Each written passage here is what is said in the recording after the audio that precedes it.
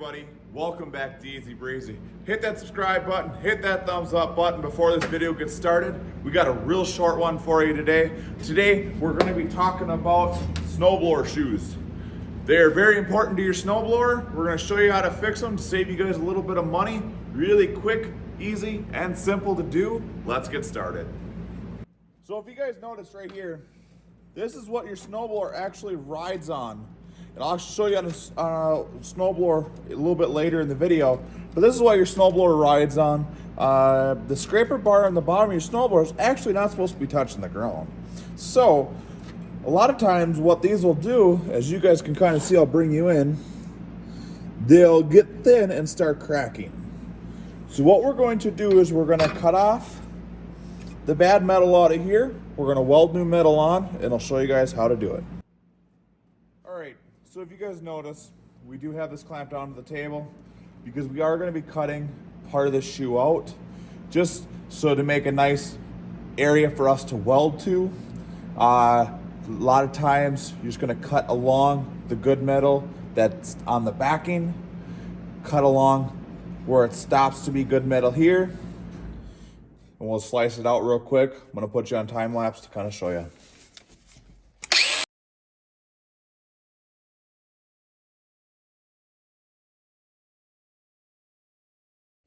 So now what we got here is, you notice we cut both of them out, an area where we can put in a good piece of metal.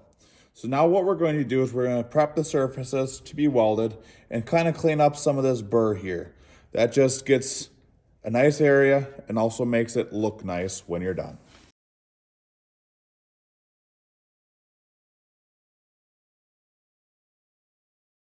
So as you guys can see, we cleaned up the area, made a good welding area there so it adheres, so we don't have any paint to go through, or, just, we want to make the weld look good. Let me just put it that way.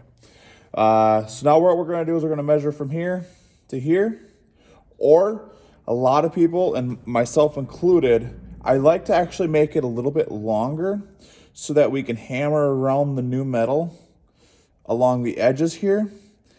To me, it just makes it a lot better, but you can just cut a piece right here and kind of weld it in there. You can also do it that way. I think what we're going to do here is we're going to weld up or cut a piece from here to here. So we're going to want to measure that. Grab our tape measure. Of course, got to be tangled with everything. Run it around. So we're looking at about 7 inches. Now these are the same type of shoes. So what we're going to do is we're going to cut a piece of flat stock about 7 inches. All right, so we got a piece of flat stock here. Now this is about an eighth inch thick flat stock, 1/2 inch wide. You do not need to make it the same thickness or width as your shoe. I generally buy what's on sale just because that's what I generally do, but you can. So what we're gonna do is we're gonna measure 7 inches.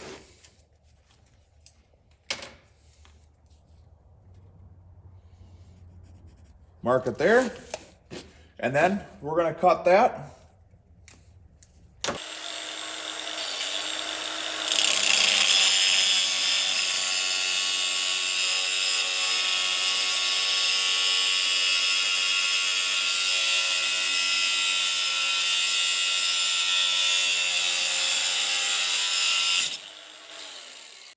So now we're going to take the one we just cut. Now, this does not have to be exact. So we're going to take the one we just cut, make a line, and then go ahead and cut this one.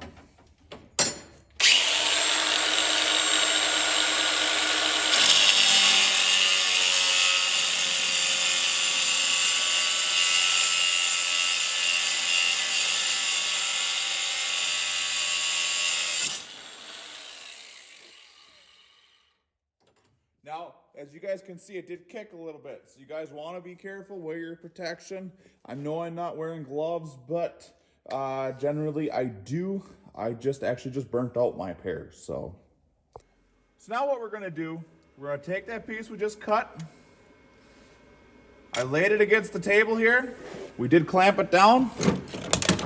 Now, if you don't have gloves, and I recommend even if you do have gloves, doing this, you take a vice grips. That way you can kind of hold it.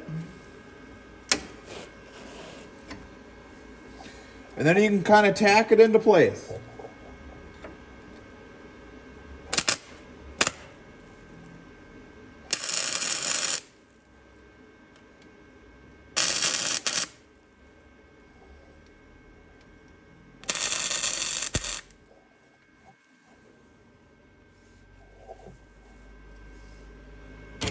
Doesn't take much to tack it into place, as you guys can see.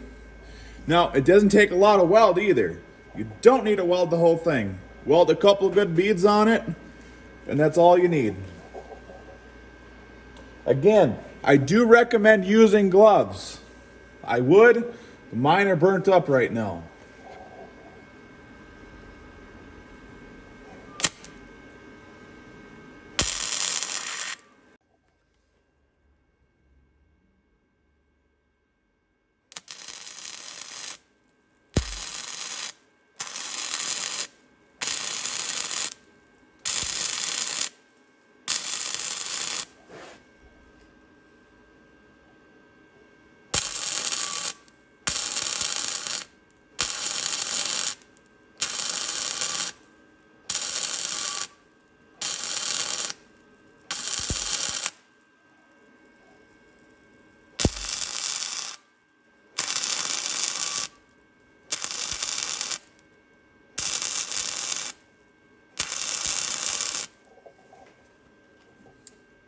That's all it takes. Doesn't take a whole lot. So what we'll do, take this one off. Now, be very careful. This is, of course, going to be hot. We just got done welding it. Get this one set up.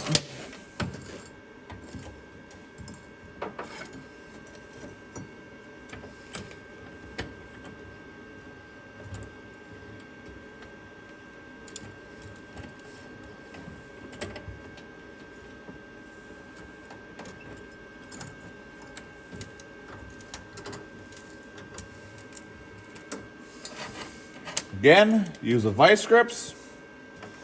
I like to set it right there so I kind of know whereabouts I want to put it.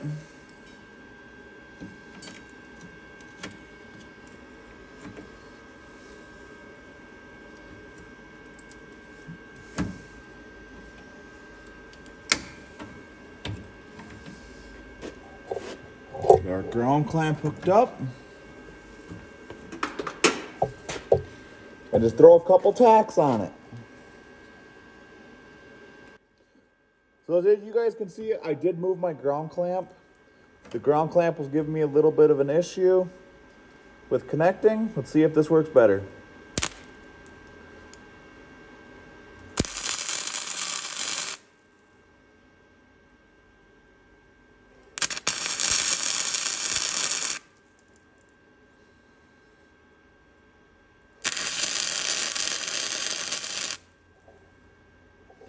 All right, we got our tacks in.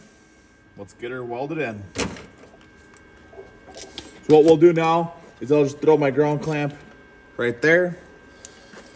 And we'll get her burned in.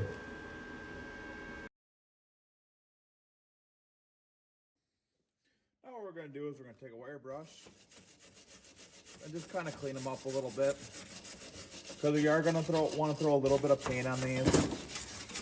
Just kind of keep them from rusting and simple things like that.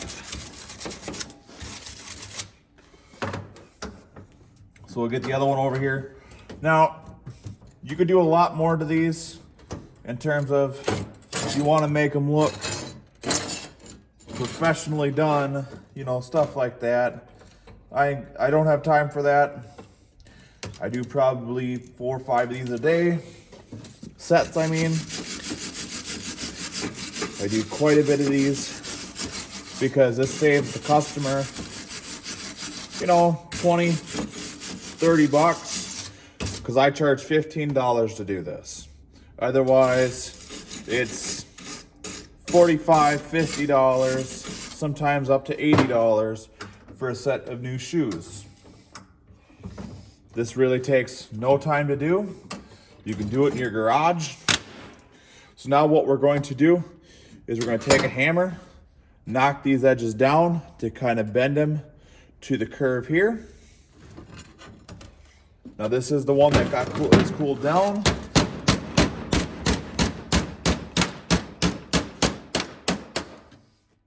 Just like that there.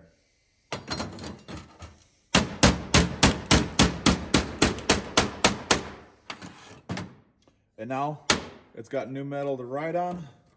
Let's go to the other one now.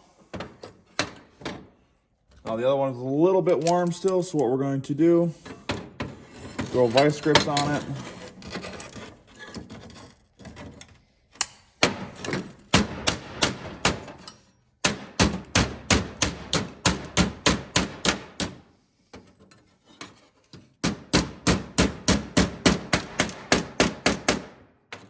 Just like that.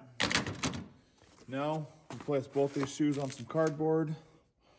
Throw a quick coat of gray paint on them. And then they're ready for the customer.